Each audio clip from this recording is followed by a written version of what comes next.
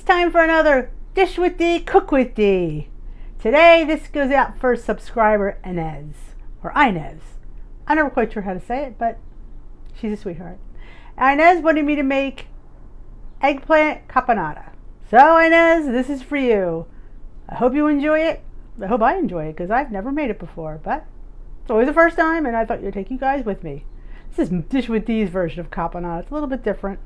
Let's see how it goes. All right, most of the ingredients you're going to need is, there's a cup of celery at the bottom.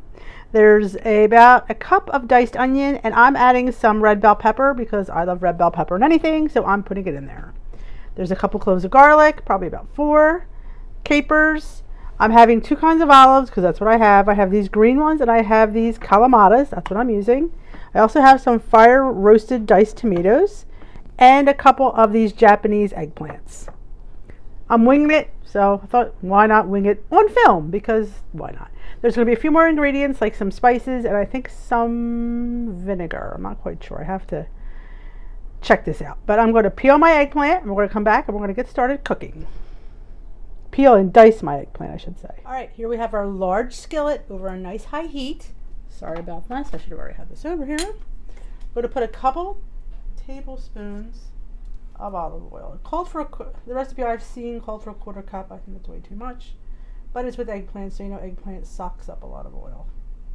We'll do 2 tablespoons. Oh, you always add more. You know me. Always add more, but can never take out. Okay. Now I use those purple eggplants, and this is the reason. See the seeds? They're very, very. I don't know if they're even seeds. Other eggplants have bitter seeds. These really don't. So this is why I choose these over the others. I'm going to put the eggplant in here and cook this for about 5 minutes.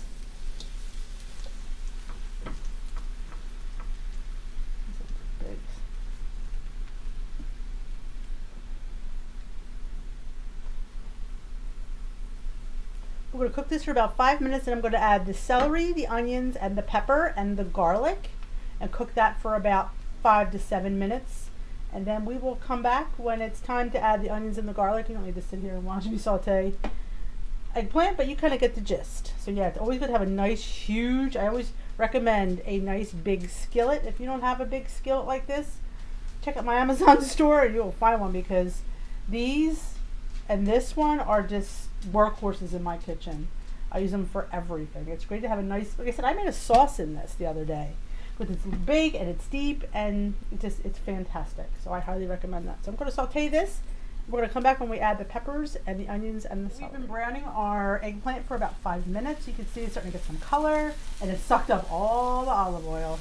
So I did wind up adding another tablespoon. We're going to put our veggies in. This will add some moisture. We're going to cook this for about 10 to 12 minutes, and this will it'll bring some moisture back into the dish. So we're going to keep babying it and keep sauteing it for another, like I said, 10 to 12 minutes, just making sure that the eggplant doesn't burn. Don't keep your flame up too high. I lowered mine for the nice saute. I'm going to keep babying this, and then we'll be back. Oh, the garlic has to go in too now. Yeah, put that in.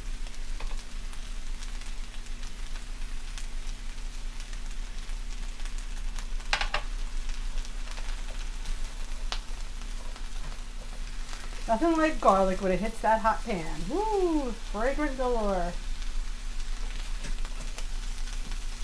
Okay, I'm going to baby this for another 15 minutes, and we'll be right back to add the next layer. We've been sauteing this beautiful dish of eggplant, peppers, onions, and celery, and garlic for about 10 minutes or so, and you've got some beautiful color. It smells really good in here. So here comes the next addition. We're going to add red wine vinegar and capers. I'm putting some carrots in because sometimes it said it's from the tomatoes it can be too acidic. So I'm going to add just a couple carrots. And a can of fire roasted diced tomatoes with its juice.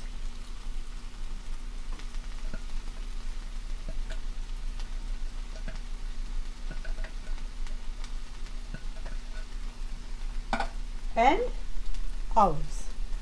It's about a heaping half cup in there. I have a mixture because I didn't have enough of one, so we just mixed it up a little bit.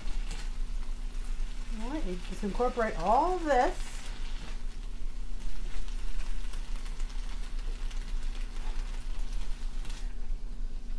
This is going to continue to cook for another at least 10 minutes, maybe more. I'm going to see how it goes. I didn't add any salt or any pepper yet because I don't, between the olives and the capers, I'm not sure we're going to need much of that. And I'm going to add some Italian seasoning after we've cooked this down a little bit. And put some black pepper though, I think.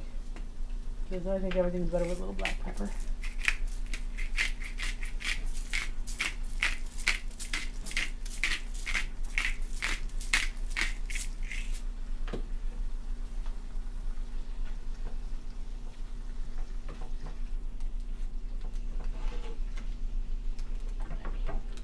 Look at this. It's beauty.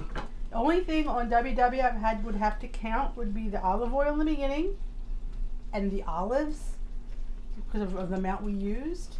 It really wasn't that much, so I wouldn't count it.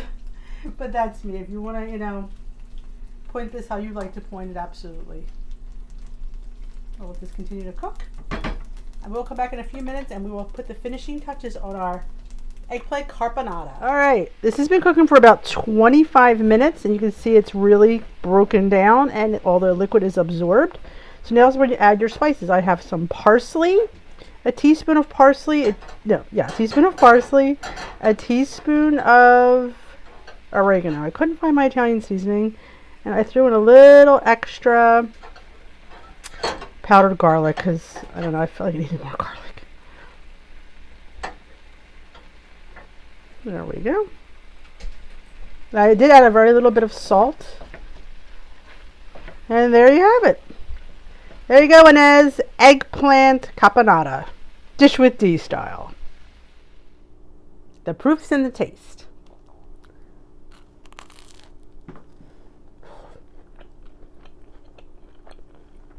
I taste the vinegar in there. The eggplant, the onions, the peppers, the brininess of the olives and the capers. I like it. That's my jam. Inez, I hope you enjoyed this. They did call to put, I think I saw a few places where you could put pine nuts. I never have nuts around, but you could put pine nuts if you had them. They would probably be really good. I throw some Parmesan cheese. You could change up the herbs. I wish I did have the Italian seasoning, which I didn't. But it's really pretty good. I'm not quite sure what else I'd have it on because I love it on bread. It's always WW friendly, is it? But yeah. But this is more of an Italian recipe than it was a WW friendly recipe. Well, like I said, other than the olive oil, a little bit of olives that were in there, it's pretty low point. You decide what you want to put it on. You could probably put it on pasta. I don't know. Be really good. All right, Inez. Hope you enjoyed it. Ladies and gents, I hope you guys enjoyed it. If you did, give it a thumbs up. If you haven't already subscribed, please hit that subscribe button and hit the notification bell. This is another installment of Dish with These Italian Heritage Recipes. I hope you enjoyed it. Have a great and fantastic day, and we will dish another day. Take care.